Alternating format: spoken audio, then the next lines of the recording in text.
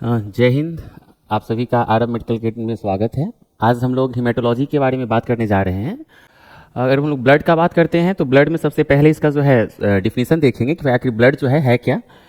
Blood है क्या, तो जैसा कि जानते हैं कि ब्लड एक फ्लूइड कनेक्टिव टिश्यू है। ब्लड है क्या आपका, तो फ्लूइड कनेक्टिव टिश्यू है। इसको हम लोग कम्युनिकेशन का भी जो है ब्लड आपका काम करता है, तो हम लोग इसको फ्लूइड कनेक्टिव टिश्यू या कम्युनिकेशन टू सेल भी कह सकते हैं। फिर अगर हम इसका बात करते हैं, इसके मेन फंक्शन पे बात करते हैं कि ब्लड का जो है आपका मेन फंक्शन क्या है, तो blood is fluid that transport oxygen. इसका काम है ऑक्सीजन को ट्रांसपोर्ट करना, और साथ ही साथ ऑक्सीजन के साथ जो ये न्यूट्रिएंट्स को भी जो है कैरी करता है, और उसके अलावा कार्बन डाइऑक्साइड को या अदर वेस्ट प्रोडक्ट को जो है वो आउट करने का भी काम करता है। यानी ये वैसा फ्लूइड है जो ऑक्सीजन और कार्बन डाइऑक्साइड को ट्रांसपोर्टेशन में हेल्प करता है, यानी एक जगह से दूसरे जगह पे बॉडी में जो भी सेल है आपका, जितना भी ऑर्गन है, सब जगह पहुंचाने का काम करता है।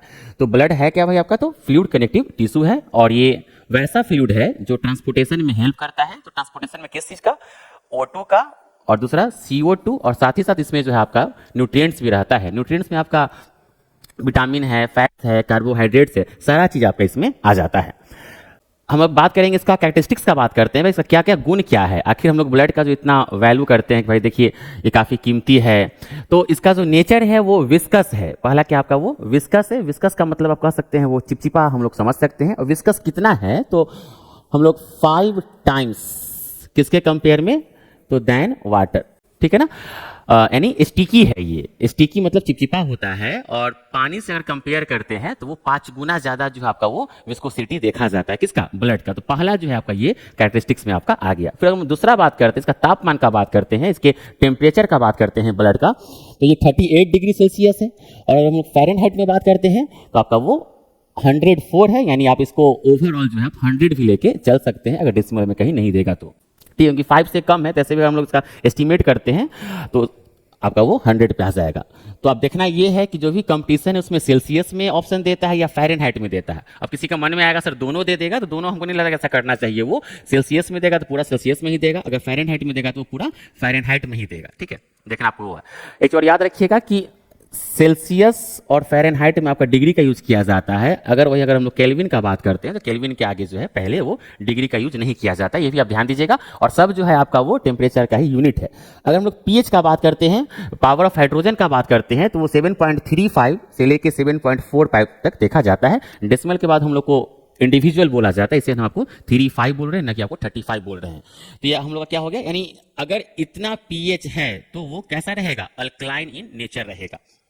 एक बार और मैं रिपीट कर दे, ये जो हम 7 बोल रहे हैं या जो भी 8 से कम बोल रहे हैं, तो एक स्केल आता है, पीएच स्केल आता है, जिसमें 0 से लेके 14 तक जो है आपका वो पूरा नंबरिंग किया रहता है। और 7 जो है आपका वो न्यूट्रल में आ जाता है, और जैसे जैसे आप इंक्रीज और डिक्रीज कीजिएगा तो वो स्ट्रॉन्ग एसिड है, फिर आपका वीक एसिड है, वीक बेस है, स्ट्रॉन्ग बेस है, सबका वो वैल्यूज है वो बता दिया जाता है। अगर हम लोग कलर का बात करते हैं, देखिए यहाँ पे हम उतना ही बात करेंगे जितना ब्लड से जुड़ा हुआ है, ठीक है ना। अलग बात है कि हल्का फुल्का उसमें हम लोग देख लेंगे आगे पीछे, लेकिन ब्लड से ज़्यादा कुछ भी बात नहीं करेंगे। जो भी आपका एग्जामिनेशन पॉइंट ऑफ व्यू से है उतना ही हम लोग को बात करना है। अगर हम लोग कलर का बात करते हैं तो ये वेरीज विथ ऑक्सीजन कंटेंट, यानी क्या है, अगर ऑक्सीजन को कैरी करता है, ऑक्सीजन को ये लेके चलता है, तो इसका कलर कैसा रहेगा, ब्राइट रेड रहेगा। अगर उसमें ऑक्सीजन का मात्रा कम है, यानी ऑक्सीजन का मात्रा कम होगा, स्वाभाविक है कि भाई वो CO2 का मात्रा होगा, तो उसमें क्या हो जाएगा आपका वो डार्क रेड होगा। ये अपना एक लिखने का तरीका है। कोई विथ ऑक्सीजन लिखता है, कोई आपको आर्ट्रियल ब्लड लिख देगा, कोई आपको वेनस ब्लड लिख देगा, लेकिन आपका कहीं कहीं स्कारलेट रेड भी लिखा रहता है। तो केस तो सेंस वही है, आपको इतना पहचानना है कि भाई आर्ट्रियल अगर ब्लड है तो वो क्या चीज को कैरी करता है, अगर वेनस ब्लड है तो वो किस चीज को कैरी करता है। तो सब सेंस एक ही है, हर बुक हर राइटर जो अपने अपने ढंग से लिखता है। अगर हम लोग फिर इसका वॉल्यूम का बात करते हैं, भाई कितना मेल में कितना है, फिर फीमेल में कितना है, तो हम लोग मेल में जो है एडल्ट मेल, ध्यान रखिएगा इसके आगे एडल्ट लगाना जरूरी है, क्योंकि हो सकता है कि भाई वो न्यू बॉर्न बेबी हो, तो न्यू बॉर्न में भी आपका मेल और फीमेल होगा। तो एडल्ट में एक एवरेज जो है रेशियो देखा जाता है कि हाँ उसके आगे जो कंटिन्यूटी वो मेंटेन रहता है। अगर हम लोग एडल्ट मेल का बात करते हैं तो 5 से लेके 6 लीटर तक है। 5 कहते हैं यानी 5 या 5.5 सब चलेगा आपका। अगर हम लोग फीमेल का बात करते हैं तो वो 4 से लेके 5 तक, यानी 4.5 भी जो है आप लेके चल सकते हैं। ये लीटर में है, ध्यान रखिए, कहीं कहीं अगर ml कहेगा तो फिर उसके अकॉर्डिंग चेंज हो जाएगा आपका। तो हम लोग टोटल कितना कैरेक्टरिस्टिक्स देखे, विस्कस एक देखे, दूसरा हम लोग टेम्परेचर देखे, तीसरा हम लोग पीएच देखे, fourth one is colour and fifth one is volume. Total हम लोग 5 जो है कैरेक्टरिस्टिक्स को अभी हम लोग देख रहे हैं। चलिए आइए हम लोग नेक्स्ट स्लाइड पे जाते हैं। आगे हम लोग का है function of blood. Function of blood, जिसमें सबसे पहला जो मेन फंक्शन है वो हम लोग का ट्रांसपोर्टेशन है। इसके पहले भी अभी हम लोग देखे थे भाई कि क्या है, तो ऑक्सीजन और CO2 पे हम लोग बात किए थे। देखिए बहुत अच्छा सा फोटो ये दे दिया है, पूरा जो है कैसे ऑक्सीजन जा रहा है, ठीक है ना, पूरा सेना का गाड़ी का कलर लग रहा है ना। तो हम लोग क्या देखना चाहते हैं, ट्रांसपोर्टेशन का बात करते हैं वो भी ब्लड का, तो O2 जा रहा है कहाँ से, लंग से कहाँ तक जा रहा है, तो पूरा बॉडी के सेल में जा रहा है, ठीक है, क्योंकि भाई ऑक्सीजन हम लोग के शरीर के ये जरूरी है, तो स्वाभाविक के शरीर में ही जाएगा। जो वेस्ट होगा तो फिर बॉडी सेल या सेल क्या दिया, CO2 कहाँ जाएगा, फिर लंग्स में जाएगा, तो वहाँ पे क्या होगा भाई, तो फिर वो प्यूरिफाई होगा और उसका फिर जो है वो साइकिल जो है चलता रहता है, चक्र जो है आपका वो चलता रहता है।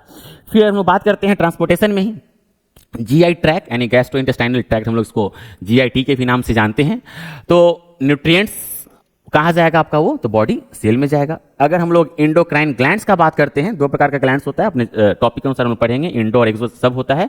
तो इस हार्मोन्स को करेगा, ये फिर कहाँ जाएगा, तो बॉडी सेल में जाएगा। स्वाभाविक है जो भी चीज़ जाएगा तो सेल में ही जाएगा, सेल टू सेल जाएगा, है ना, क्योंकि हम लोग का पूरा जो बॉडी है करोड़ों अरबों सेल का जो है मिलके बना है। इसके अलावा एक चीज और हम क्या देख रहे हैं कि blood also transports heat and gathers waste products from various organs for elimination from the body. क्या कहना चाह रहा है कि ब्लड जो है सिर्फ आप इतना ही मत समझिए कि न्यूट्रिएंट्स को ट्रांसपोर्ट करता है, ऑक्सीजन को, CO2 को, हार्मोन्स को, इसके अलावा भी जो ये हीट का भी जो है ये ट्रांसपोर्ट करता है, साथ ही साथ वेस्ट प्रोडक्ट को गैदर करता है अलग अलग ऑर्गन से, या फिर उसको क्या करता है, इलिमिनेट करता है, यानी वो बाहर निकाल देता है, जिसको हम लोग एक्सक्रीटरी सिस्टम के रूप में देखते हैं या पढ़ते हैं।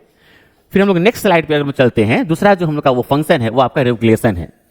क्या है आपका वो रेगुलेशन है। रेगुलेशन में क्या देखेंगे, रेगुलेट से ही बना है रेगुलेशन। इसमें कह रहा है कि circulating blood helps to maintain homeostasis of all body fluid. क्या कहना चाह रहे हैं कि अगर ब्लड का रेगुलेशन होता है तो इससे क्या है, आपका जो ऐसे समझिए ना, स्टेबिलिटी जो है आपका शरीर का वो मेंटेन रहता है, ठीक है ना। वो ब्लड हो या वाटर हो, वाटर का रेगुलेशन होगा तो इससे क्या होगा, आपका पूरा जो है स्टेबिलिटी मेंटेन रहेगा, यानी सोडियम पोटेशियम जो सब क्या शरीर को मिल रहा है। उसी प्रकार ब्लड का जो है अगर सर्कुलेशन होता रहेगा तो इससे क्या होगा, हम लोग का जो भी फ्लूइड है, क्योंकि आप जानते हैं कि ब्लड जो है हर चीज को कैरी करता है, न्यूट्रिएंट्स को कैरी करता है, ऑक्सीजन को कैरी करता है, CO2 को कैरी करता है। इससे क्या होगा, आपका जो बॉडी फ्लूइड है जो शरीर को चाहिए वो पूरा मेंटेन रहता है।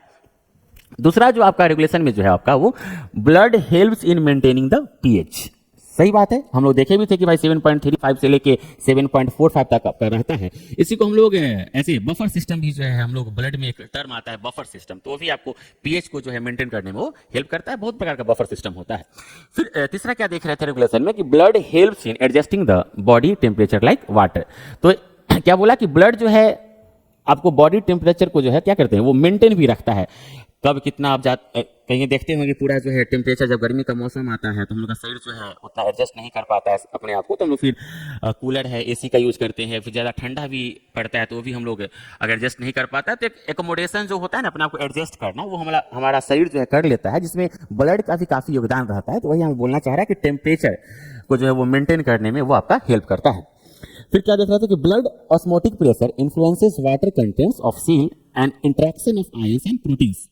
क्या बोला कि ऑस्मोटिक के प्रेशर को जो है ये मेंटेन करता है, लेके चलता है, यानी इसमें जितना भी आयंस है, आप आयंस का मतलब समझते हैं केमिस्ट्री का चीज़ है, यानी पॉजिटिव और निगेटिव दोनों मिलकर जो आप आयंस का निर्माण करता है, यानी सेल को एक स्टेबल करने में जो भी चाहिए, यानी उसको ऑस्मोटिक प्रेशर होता है। ऑस्मोसिस से और डिफ्यूजन एक अलग ही टर्म है, उसी में यहाँ पे ऑस्मोसिस से ही जो आपका ऑस्मोटिक प्रेशर बना है, तो ब्लड जो है इसको मेंटेन करने का वो काम करता है, ताकि एक स्टेबिलिटी जो है सेल जो है एक हमेशा जो उसको जितना चाहिए सेल को वो मिलता रहे, ठीक है ना। वो टेम्परेचर जितना मिलना चाहिए टेम्परेचर मिलना चाहिए, वाटर जितना मिलना चाहिए वाटर मिलना चाहिए, और साथ ही साथ आपका उसका जो अल्कलाइन जो है उसको भी वो मेंटेन करके चलता है। ये सारा चीज बेसिक चीज है कोई।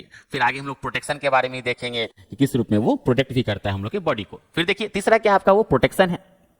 इसमें क्या देखिए प्रोटेक्शन कैसे करेगा, देख क्लॉटिंग के रूप में भी करेगा कि blood clotting protect from excessive bleeding. अगर कभी देखते होंगे यहाँ पे फोटो भी आ गया है, इसमें क्या बोलना चाह रहा था कि अगर ज़्यादा ऐसा एक्सीडेंट हो गया है या कभी खेल कूद रहे हैं, कभी देखते होंगे कट फट जाता है, खून वगैरह जो है बचपन में हम लोग अक्सर देखा करते हैं जब खेलने चले जाते हैं, तो उसमें हल्का सा ब्लड वो बहा, फिर हम लोग कॉटन से करते थे, तो फिर क्या देखते थे थोड़ा देर में कि आपका जो है पूरा वो ब्लड गिरना बंद हो गया। तो वहाँ पे ब्लड का जो है फंक्शन है क्लॉटिंग फैक्टर, जो हम लोग बोलते हैं ना थक्का जमना, तो ब्लड ही में एक ऐसा गुण है जिससे वो जो ब्लीडिंग होता है वो रुक जाता है।